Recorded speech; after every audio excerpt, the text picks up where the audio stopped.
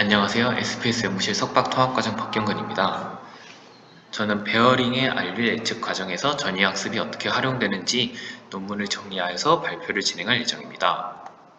소개할 논문은 다음과 같이 두 개의 논문입니다. 첫 번째 논문을 소개하기 앞서서 베어링의 알릴 예측 분야에서 전이학습이 어떻게 활용되는지에서 간단하게 설명을 하고 넘어가겠습니다. 베어링은 다음과 같이 진동 데이터로 수집이 되게 되는데요. 베어링의 진동 데이터가 수집이 될 때 베어링은 다양한 작동 환경에서 동작이 되기 때문에 수집된 데이터는 여러 가지 도메인으로 나눌 수 있습니다. 하나의 작동 환경이라는 것은 베어링이 얼마나 회전하는지 RPM이라던가 아니면 로드율, 얼마나 많은 로드를 가지고 있는가에 따라서 여러 가지로 나눌 수 있고요. 그에 따라서 주로 사용하는 데이터셋, 오픈 벤치마크 데이터셋이 IEEE PHM의 2012년에 나온 베어링 데이터셋 이것과 XJTUSY 베어링 데이터셋 두 가지가 있는데 둘 다 다양한 작동 환경에서 수집을 하였고 이것을 하나의 도메인으로 두었습니다. 그래서 크로스 도메인으로 전이학습이 수행되어 왔었습니다. 그렇지만 베어링은 같은 작동 환경이라도 디그레이션이 진행되는 양상이 다릅니다. 이것은 같은 작동 환경상에서도 고장이 나는 형태가 다르고 또 어떤 것은 불량품일 수도 있기 때문에 수명이 각기 다르게 되고 또 디그레데이션에 따라서 어떻게 그 수명이 짧아지는지에 대해서는 패턴이 각각 다 다르게 됩니다. 따라서 디그레데이션 분포가 같은 도메인 내에서도 다 다르기 때문에 다른 도메인의 디그레데이션 분포를 얼라인시키는 것으로 RUL의 정확도를 높이는 것은 어렵다고 볼 수 있습니다. 밑에 그림을 보시면 작동 환경 1, PHM IEEE에서 나온 2012년에 나온 데이터셋인데요. 작동 환경 1에서 나온 베어링 데이터의 헬스 인덱스를 뽑아왔을 때 베어링 1에서 7까지 각기 다 값들도 다르고 레인지도 다르고 수명도 다 다른 것을 볼 수 있습니다. 그리고 이것의 PDF 분포를 보았을 때도 각기 다 다른 것을 볼 수 있습니다. 따라서 그 첫 번째 논문에서의 모티베이션과 컨트리뷰션은 본 연구에서 디그레데이션 분포 문제를 해결하기 위해서 전이학습을 아까는 크로스 도메인 상에서 활용을 했지만 여기서는 베어링, 같은 작동 환경 내에서 다른 베어링에 대해서 또 전이학습을 수행하겠다. 이를 통해서 RUL 예측 정확도를 향상시키겠다. 라는 것이 메인 컨트리뷰션입니다. 그리고 헬스 인덱스의 failure behavior를 결정하는 방법론을 제안해서요. 두 가지 유형으로 sudden failure와 gradual failure로 나누어서 도메인을 설정하였습니다. 또한 멀티 채널의 네트워크를 통해서 다양한 스케일에서의 피처를 추출하였습니다. 제안한 방법론은 다음과 같습니다. 라벨된 소스 데이터와 라벨되지 않은 타겟 도메인 데이터를 동시에 모델에 넣고요.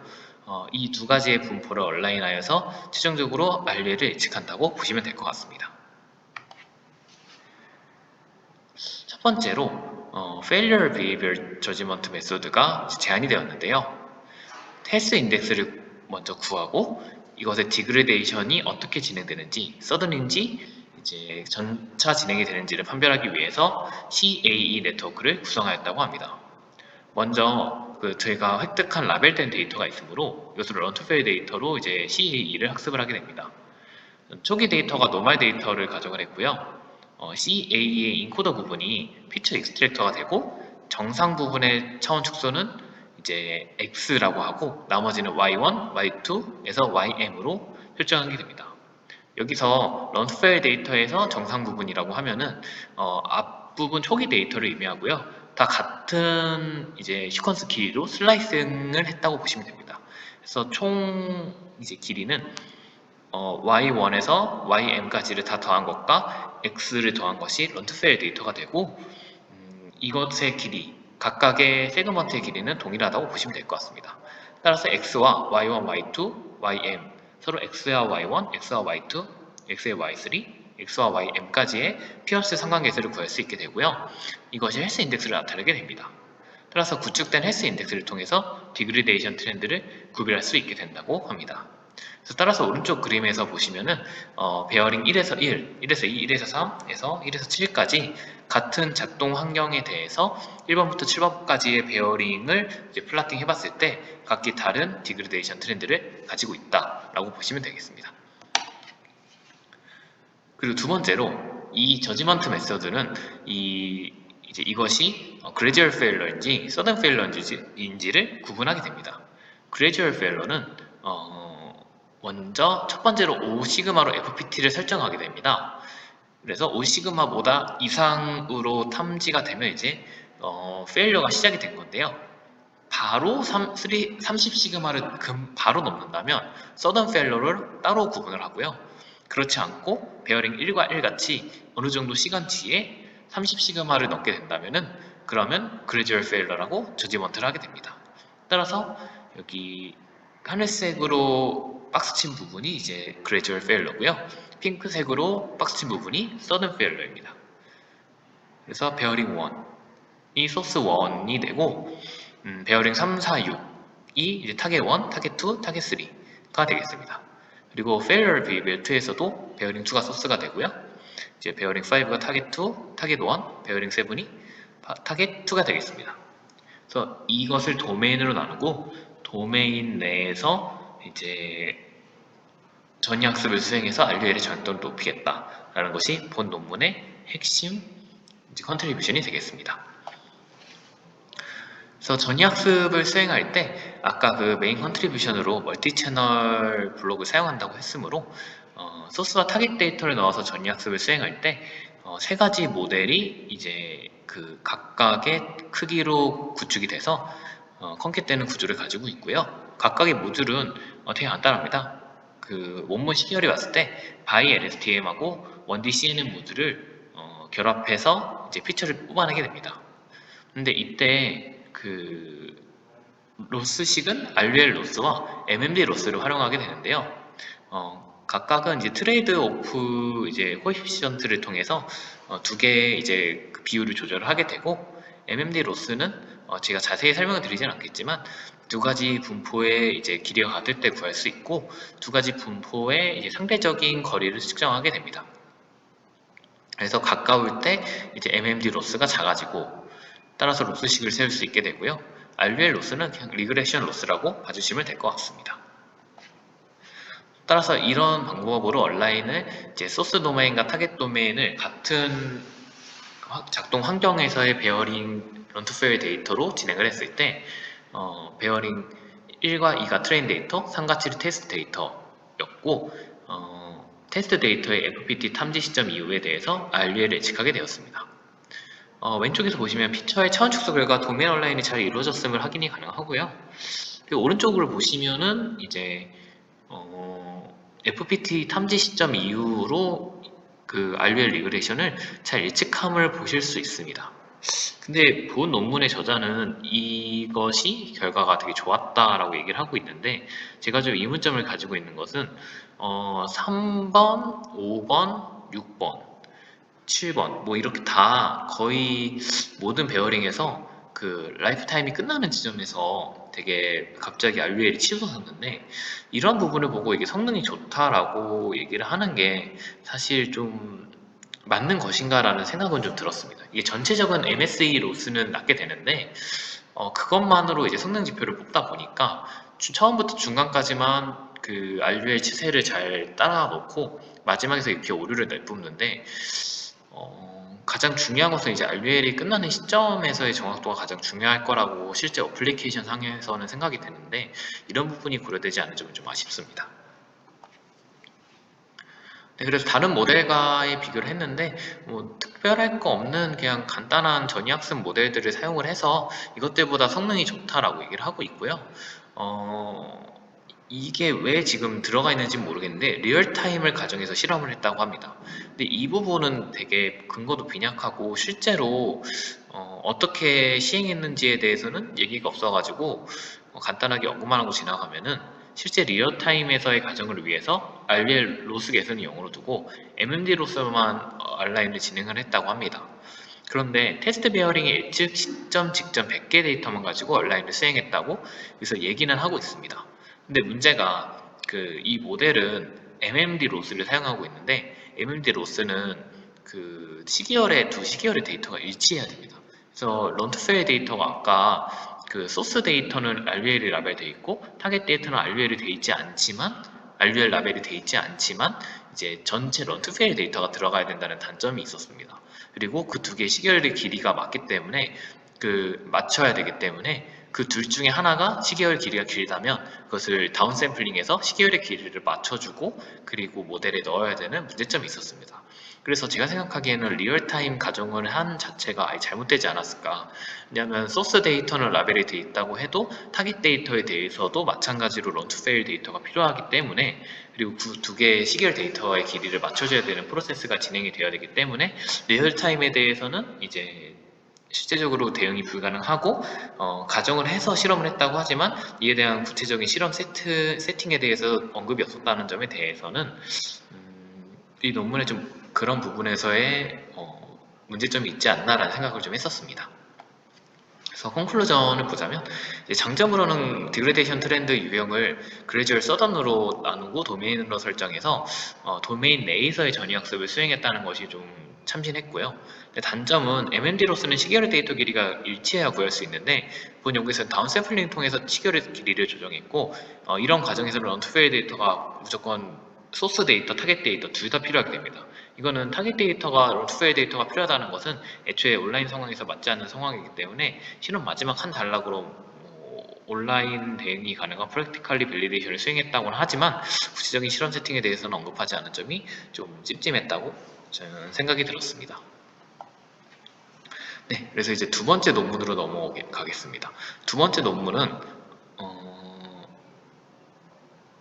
이제 아까는 두 가지로 이제 베어링의 디그레데이션 트렌드를 나눴는데 여기서는 베어링의 디그레데이션 트렌드 자체를 이제 나눈다기보다는 이제 스테이트를 네 가지로 나눠서 그 스테이트가 어떻게 이제 발현이 되는지를 통해서 스테이트를 디그레데이션 트렌드를 이제 구분을 하게 되는데요. 여기서 말하는 것은 뭐 첫 번째 유형, 두 번째 유형 뭐 이렇게 유형을 나눈다기보다는 이 스테이트 간에 이제 추출되는 피처가 다르기 때문에 이 피처 스테이트 간에 추출되는 피처를 도메인 인베리언트하게 추출을 해서 RUL을 예측하는 것이 훨씬 더 효과적이다라고 본 논문에서는 얘기를 하고 있습니다.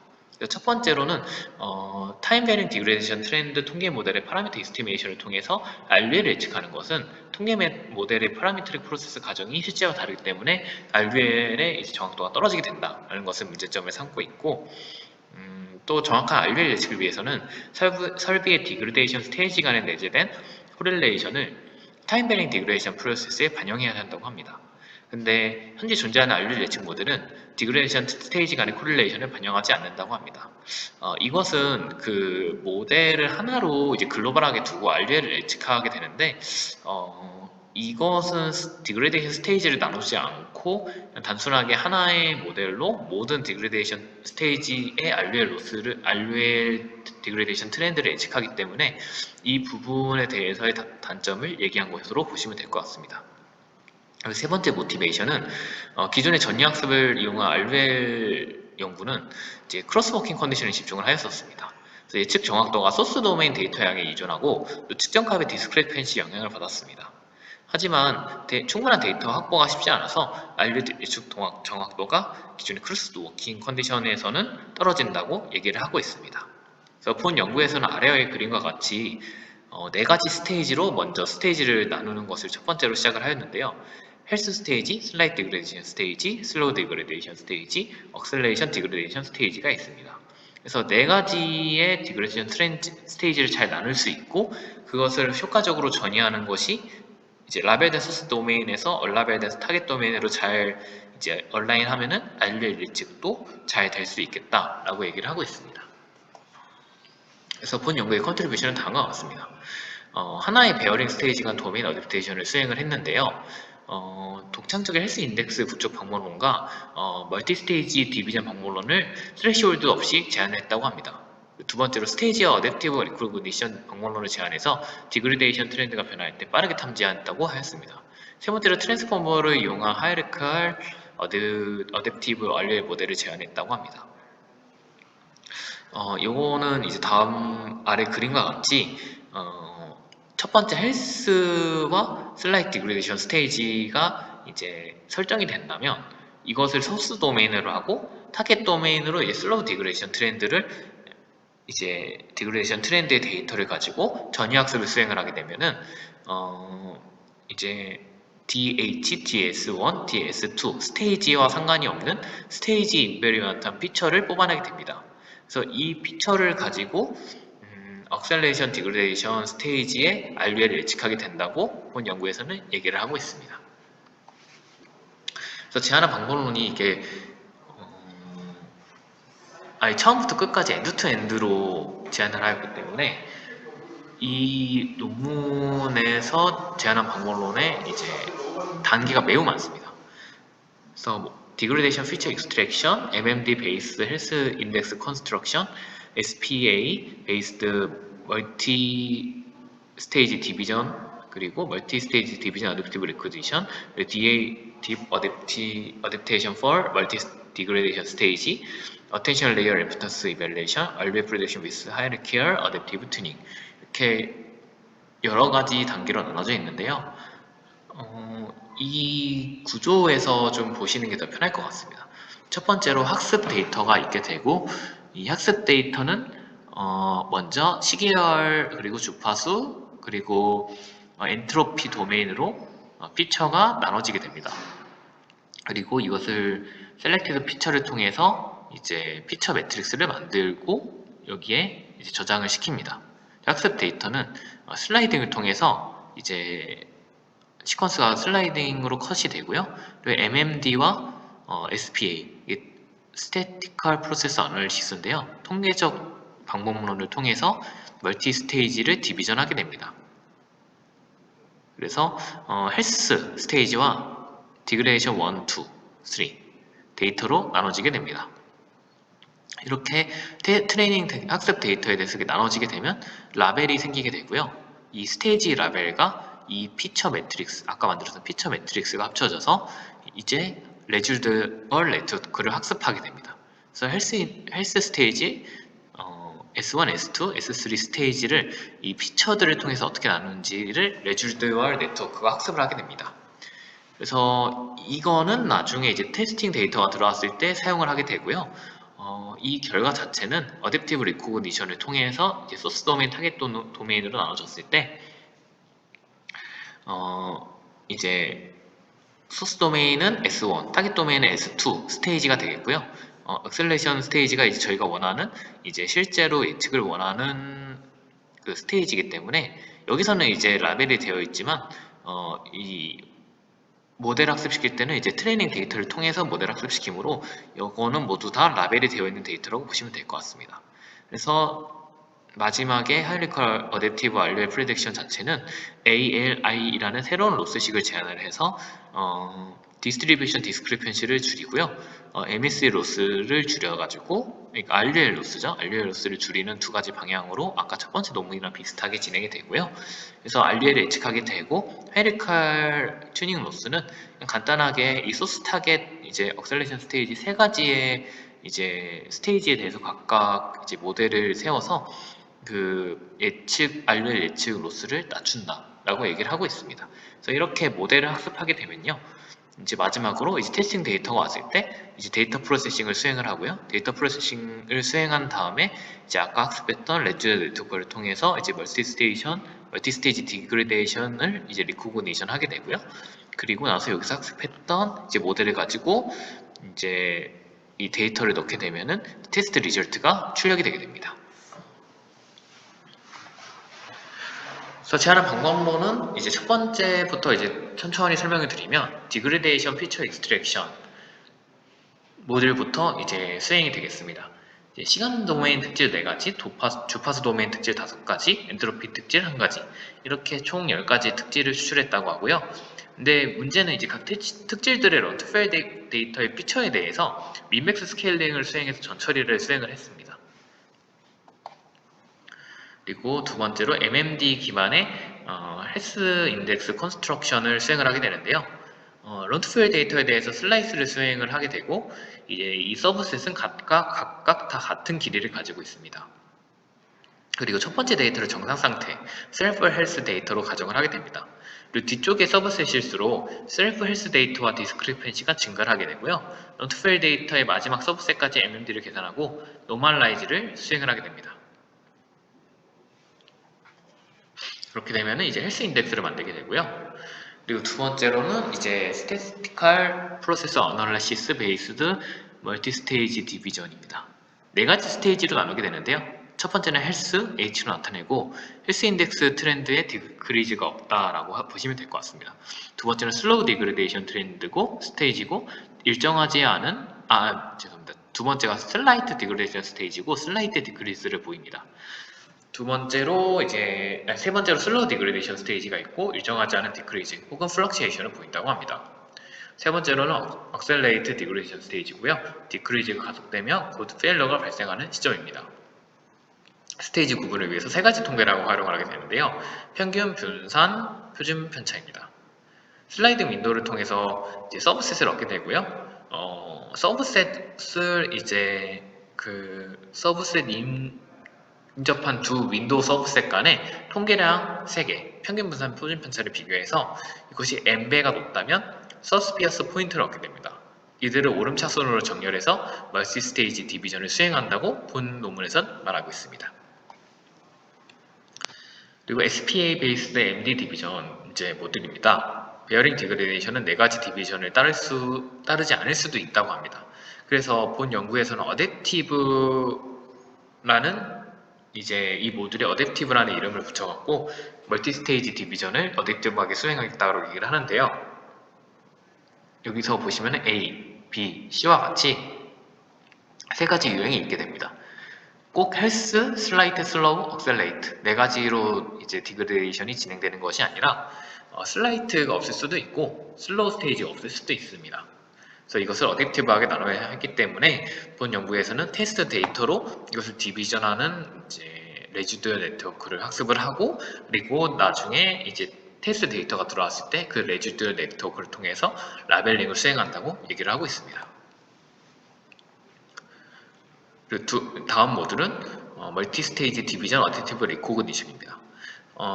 아까 말씀드렸던 이 레지듀얼 네트워크를 통해서 학습하는 과정이고요. 이 학습하는 과정을 통해서 테스트 데이터가 들어왔을 때 이 레지듀얼 네트워크를 통해서 새로운 테스트 데이터가 들어왔을 때 멀티 스테이지를 어댑티브하게 리코그니션 할 수 있다고 합니다. 그래서 마지막으로 이제 DA for Multi Degradation Stage인데요. 기존의 크로스워킹 컨디션 상황과는 다르게 하나의 베어링 디그레데이션 트렌드에서 전위 학습을 하는 것은 인터널 피지컬 메커니즘을 공유하기 때문에 동일한 지식을 전이한다고 합니다. 즉 이제 제가 이것을 이해했던 것은 같은 작동 환경 베어링이라도 베어링 1번째, 베어링 2번째와 서로 어떤 것이 고장났는지에 대해서 유형이 다를 수 있습니다. 예를 들어서 첫 번째 베어링은 자체적으로 볼 베어링이 불량이었다. 라고 해서 이제 볼 베어링이 이제 고장나는 디그레데이션 트렌드를 따를 수 있고 두 번째는 이제 아우터 레이스가 이제 불량이었다. 그래서 그 부분이 이제 불량인 디그레데이션 트렌드를 나타낼 수 있기 때문에 그 두 가지의 디그레데이션이 어떻게 진행되냐에 따라서 두 가지는 다른 지식을 이제 가지고 있기 때문에 RGL을 하나의 지식으로 다른 지식으로 전이를 했을 때, 다른 유형으로 전이를 했을 때 이것이 잘 맞지 않을 것이다 라고 얘기를 하는데 본 연구에서는 인터널 피지컬 메커니즘을 공유한다는 것은 이제 하나의 디그레데이션 트렌드에서 전이학습을 하기 때문에 스테이지가 다른 것이지 어떻게 고장났는지에 대해서 피지컬 메커니즘이 이제 자체는 동일하다라고 얘기를 하고 있습니다. 그래서 같은 피지컬 메커니즘을 공유하는 이제 스테이지 인베리언트한 피처를 뽑아낼 수 있고 그것을 통해서 리그레이션을 예측할 수 있다라고 얘기를 하고 있습니다. 이것도 뭐 트랜스포머 모델을 사용하긴 했지만 결과적으로 MSE 로스, RL 로스와 이제 MMD 로스를 사용하려고 했습니다. 이제 뭐 분포 디스크리펜시를 줄이는 게 이제 MMD 로스겠죠. 근데 여기서 얘기를 한 게 이제 MMD 로스를 사용하는 것이 단순히 그렇게 적용하기가 쉽지가 않은 게 아까 윈도우로 단위를 나눴기 때문에 본 연구에서는 이제 배치 단위로 들어갈 때 이제 시계열의 길이가 동일하기 때문에 그 MMD 로스를 구할 수는 있습니다. 근데 하지만 이제 두 가지 스테이지가 이제 소스와 타깃이 되는데 이제 그 두 가지 스테이지에서 어떤 이제 시퀀스를 보느냐에 따라서 그 두 개의 디스크리펜시를 무조건 그 가깝게 줄이면은 이게 효과적으로 RL을 예측할 수 없다고 합니다. 예를 들어서 이제 헬스 스테이지가 있고 슬라이트 디그레디션 스테이지가 있는데 이 두 개의 분포를 단순히 줄이는 게 아니라 그 헬스 스테이지의 첫 번째, 그러니까 완전히 이제 정상인 부분과 이제 슬라이트 디그레디션에서도 이제 좀 그 진행의 초기 그리고 마지막 이것에 어떤 것과 제일 이제 디스크리펜시를 줄여야 하냐에 대한 어텐션을 줘야 된다는 그런 중요도를 구해서 이제 어텐션을 통해서 중요도를 구하고 그 중요도를 반영을 해서 이제 그 로스식을 구해야 된다라고 본 연구에서 말하고 있습니다.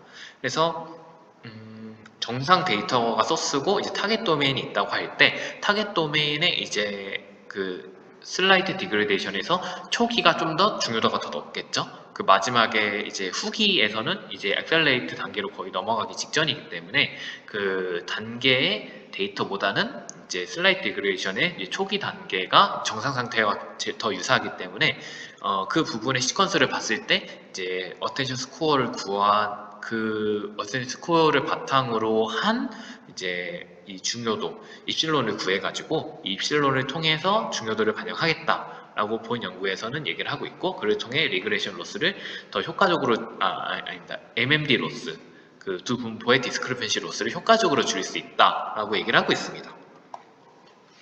그래서 제안한 이제 방법론의 이제 마지막 부분일 텐데요. HET라는 것은 자세하게 어떤 뭐 방법론으로 어떻게 뭐 구현하겠다 이런 거라기보다는 그냥 각 그 디그레데이션 스테이지마다 각각의 모델을 설정을 해서 그 모델을 각각 학습을 시키고 이를 통해서 더 RL 예측이 효과적으로 진행이 된다라고 얘기를 하고 있습니다. 그래서 케이스 스터디로 이제 실험을 진행을 했는데요. 본 연구에서도 이제 마찬가지로 XJTU SY 데이터셋은 이제 컨디션이 이제 그 작동 컨디션이 1과 2로 구분이 되어 있게 됩니다. 본 연구에서는 이제 컨디션 1의 첫 번째, 세 번째 베어링과 컨디션 2의 첫 번째, 두 번째 베어링을 사용했다고 합니다. 그것을 플롯한 것이 오른쪽 그림과 같고요. 전체적으로 그 같은 작동 환경에서도 좀 디그레데이션 분포가 많이 다름을 보실 수 있습니다. 먼저 헬스 인덱스 디터미네이션 단계입니다. 오른쪽 그림에서 위의 부분을 보시면은 헬스 인덱스가 디그레데이션을 효과적으로 반영해서 100%에서 0%로 효과적으로 줄어듦을 볼 수 있습니다. 그리고 이를 통해서 SPA 방법론을 기반에 이제 스테이지 디비전을 할 수 있게 그 FPT, STP, 샤프 트랜지션 포인트를 탐지하기 용이하게끔 헬스 인덱스를 만들었다라고 본 연구에서는 말을 하고 있습니다. 그리고 이제 MD 디비전을 수행을 하게 되는데요. 오른쪽 그림은 베어링 1-2의 결과를 나타냈고요. 슬라이딩 윈도우의 넓이는 5고 스텝 사이즈는 1이라고 합니다. 따라서 본 연구에서 나타나는 지점에서 이제 서스피어스 포인트를 각각 얻고 이것들을 통해서 FPT, STP들을 얻는다고 합니다. 그래서 이것을 통해서 스테이지를 디비전하는 것이 적절하다고 본 연구에서는 말하고 있습니다. 그런데 제가 이 논문을 계속 읽으면서 느낀 거는 이 서스피어스 포인트를 통해서 이제 SPT를 확정하는 부분에서 좀 구체적인 수치가 나와 있지 않습니다. 그 통계적 이제 그 모니터링 하는 통계적인 모니터링하는 이제 지표인 이제 민과 베리언스 그리고 시그마에 대해서 이것들이 어떻게 변했을 때 여기 아까 방법론 부분에서는 엠베라고 했는데 이 본 익스페리먼트 부분에서 그 엠베에 대한 구체적인 수치를 제시하지 않아 가지고 이것을 어떻게 설정해서 이 스테이지를 디비전 했는가에 대해서 좀 되게 의문점이 있었습니다. 그리고 이게 실제로 데이터마다 많이 달라지게 될 텐데, 그러니까 베어링마다 많이 달라지게 될 텐데, 이 부분에 대해서 구체적으로 언급을 못하는 것이 제가 생각하기에는 이것을 거의 손으로 나누지 않았나라고 생각을 하고 있습니다. 그래서 케이스 스터디로 이제 그 MD 어댑티브 리코그니션을 어떻게 수행했냐라고 얘기를 하면은, 아까 테스트 데이터로 라벨링한 것으로 이제 그 레지듀얼 네트워크를 학습시키고, 이제 테스트 데이터가 들어왔을 때 그 스테이지 디비전을 그 모델로 수행을 했을 때, 그 아까 말씀드린 SPA 기반의 방법론과 얼마나 클래시피케이션의 성능이 차이가 나는지를 비교했다고 합니다. 따라서 베어링 1이 이제 그 어큐레시 프리시전 리콜 레폰스 스코어가 나오기 위해서는 베어링 1에서 1을 제외한 나머지 베어링 데이터로 레지듀얼 네트워크를 학습을 하게 되고요.